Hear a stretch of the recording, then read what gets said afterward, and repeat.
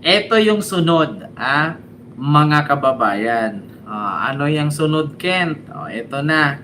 Mga kababayan, yung sunod natin pag-uusapan ay patungkol ito kay Saldico. Si Saldico, mga kababayan, nahuli na.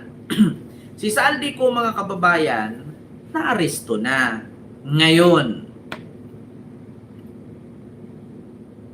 pag umuwi ba si Saldico? Siyempre, pag uwi niyan, magsasalita yan. Siyempre, pag uwi niyan, ibubulgar lahat niyan.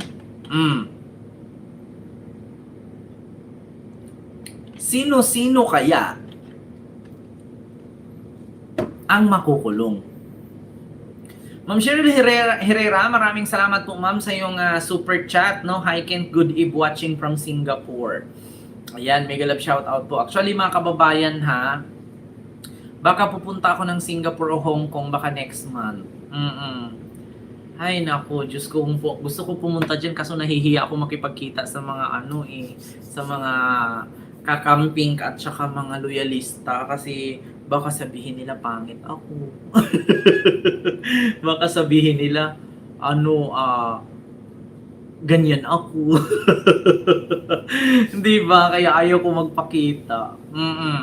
So, ngayon mga kababayan, yan ang katanungan ngayon.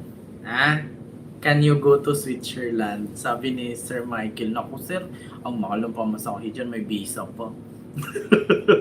Di ba? Kaya ngayon mga kababayan, ito ang katanungan.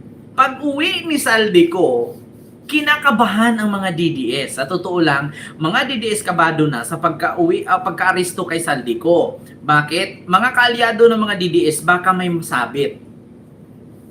Yun ngayon mga kababayan.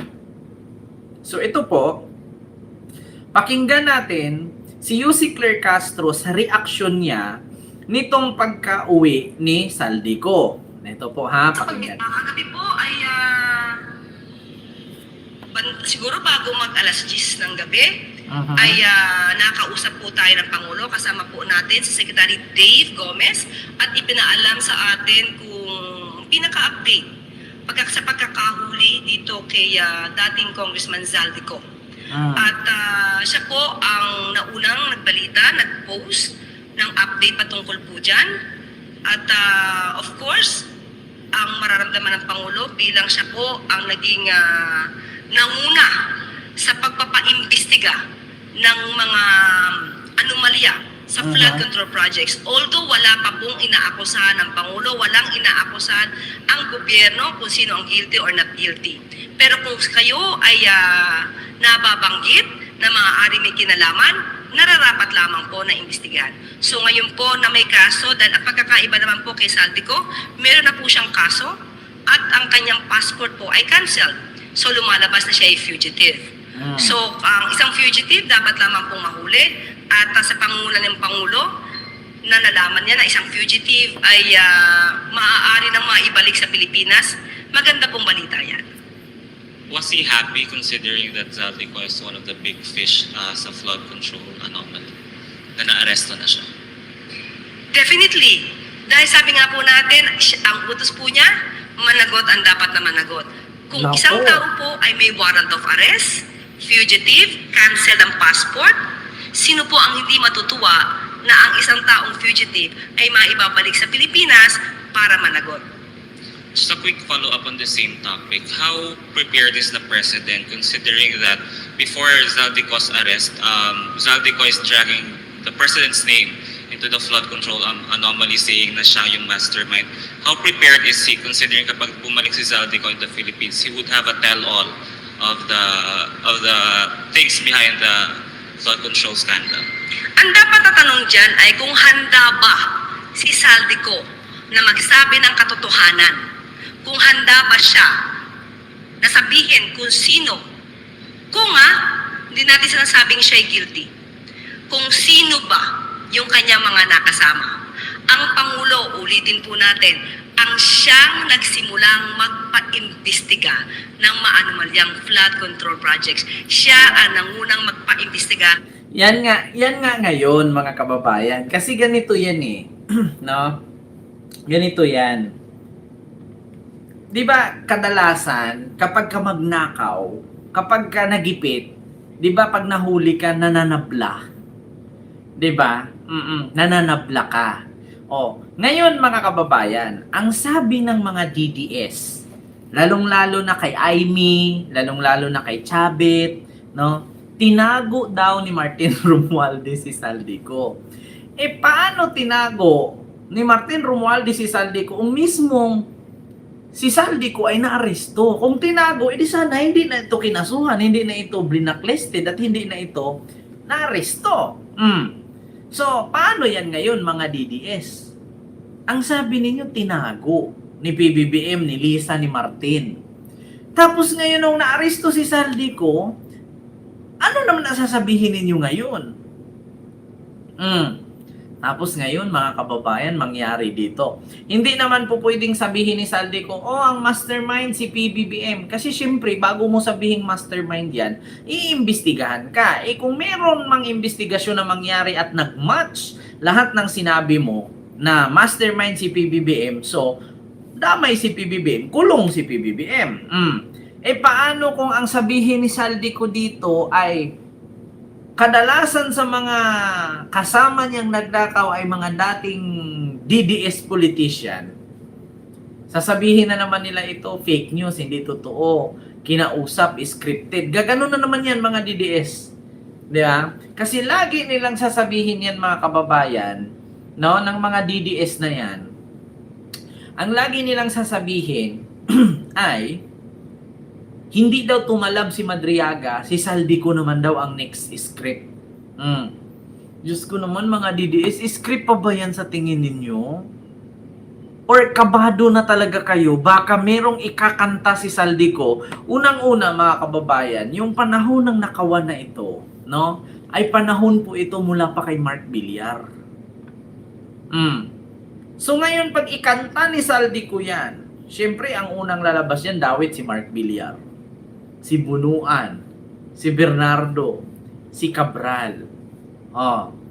Paano kung meron pang sasabihan si Saldico dyan at yung mga itinuro niya ay nagmatch sa investigasyon? Naku, patay ka rin ha.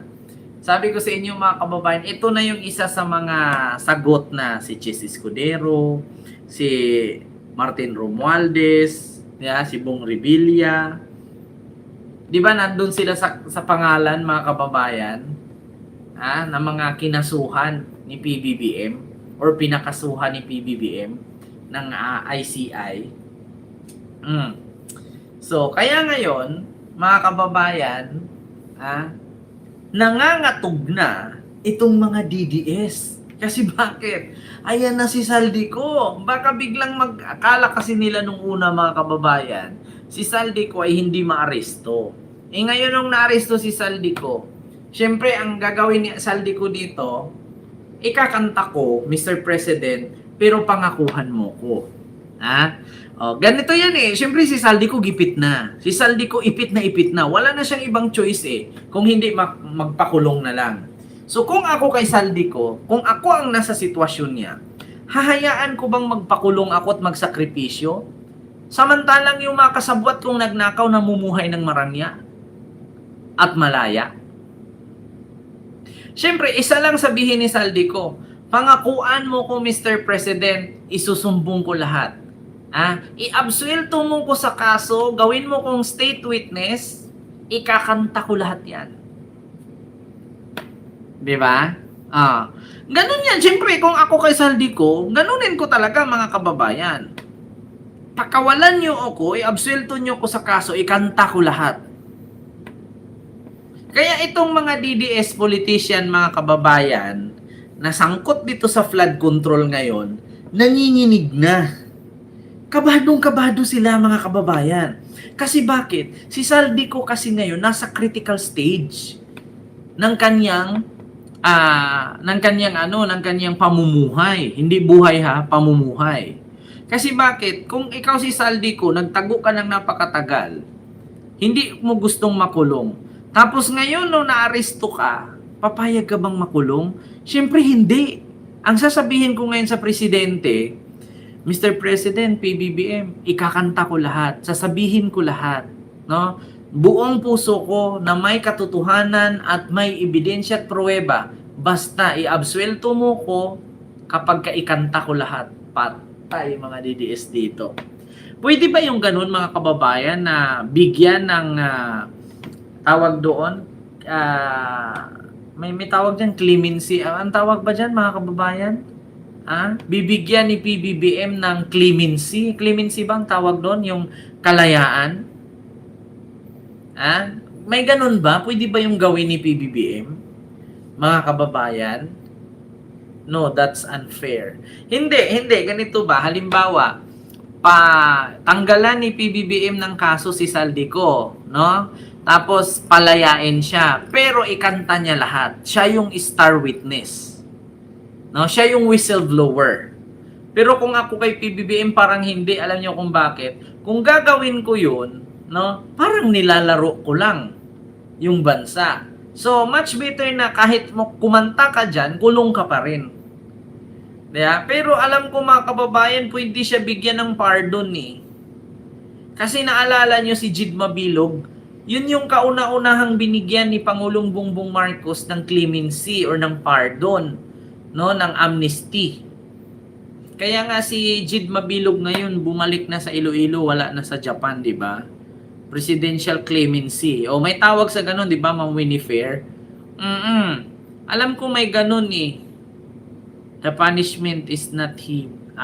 So hindi masyadong mabigat yung parusa sa kanya kung sakali. Kasi katulad kay Trillanes mga kababayan, 'di ba si Trillanes binigyan ng clemency? 'Di ba? Basta sabihin mo yung totoo. Ituro mo talaga yung totoo na mga sangkot. Dito na mangyari mga kababayan na kapag kumanta si Saldico, lahat talaga maraming makukulong. Yung mga nag-aantay dyan na napakatagal, wala pang nakulong. Tapos na ang Pasko, 2026 na, wala pa rin nakulong. Pag kumanta si Saldico, abangan ninyo, sunod-sunod yan. Sunod-sunod yan mga kababayan. Ito na yung umpisa ng pagkakulong. Kasi syempre si Saldico hindi man papayag yan na yung mga kasabwat ko nasa laya, namumuhay, kumukubra ng nakaw na pera, samantalang ako nakakulong pa rin dito, hindi nila ako tutulungan. Parang Ramil Madriaga, tignan nyo. Nangingi ng tulong kay Sara, hindi tinulungan. Anong ginawa? Ganyan ang mangyari mga kababayan kay Saldico. Halimbawa, si Saldico ngayon nakulong. Siyempre, hindi naman ako papayag kung ako ang nasa sitwasyon ni Saldico na ako ang magsasakripisyo for how many years dito sa kulungan, samantalang yung mga nagnakaw ang dami natin.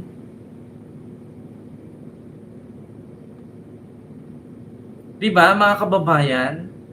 Biruin nyo yung 10 kayo nagnakaw. Milyon-milyon ang ninakaw ninyo. Bilyon.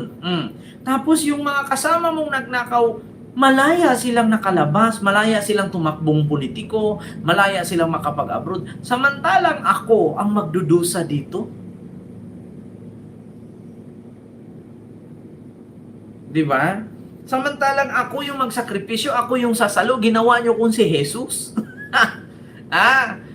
Ako yung magpapako sa krus, ako yung bubukbukin, ako na yung papaluin para maligtas lang kayo. Hindi pwedeng ganun. Nako, Mamaritis Musne, hello po, at sa Sirisa Force. Yun ang katotohanan. Patay kayo diha. Kaya itong mga DDS, no? Mag-ingat kayo. Nako po, kabahan talaga kayo. Ay, nako. Ito si Cyberwolf naman. Andiyan ka na naman, mag-like ka na lang. Patay kayo din ha. Nako. Presidential pardon. Pero actually mga kababayan, di ba bago magbigay si PBBM ng presidential clemency or pardon or amnesty, di ba kailangan mo kulong muna? Hindi naman po pwede na hindi pa nakulong, nagbigay na ng pardon. Di ba? Kaya sa susunod mga kababayan, no, maraming salamat. So, yun po yung ating reaksyon na itong mga DDS, kabado na sila. Kasi hindi naman po pwede mga kababayan na yung mga kapwa magnanakaw, kapwa buaya ni Saldico, nagnakaw sila ng bilyon-bilyon, tapos si Saldico ang makulong, samantalang yung mga kapwa niya magnanakaw, nakakalaya. So sa madaling salita, ibubulgar na niya yan. At saka mga kababayan, ang tanong, lahat naman po halos ng mga politikong sangkot sa pagnanakaw dyan sa flood control ay puro DDS. Kaya kabado na sila. So, yun lang mga kababayan, no? Yung ating reaksyones sa mga oras na ito, no? So, bukas, no? Yung ating 'di ba, Ma'am Julieta Pujita, damay-damay na, 'di ba, Ma'am Rosario Bisin. 'Di ba? O, damay-damay na para kung makulong man ako, at least makulong tayong lahat, di parte-parte. So, yun lang mga kababayan. Maraming salamat po sa inyong lahat.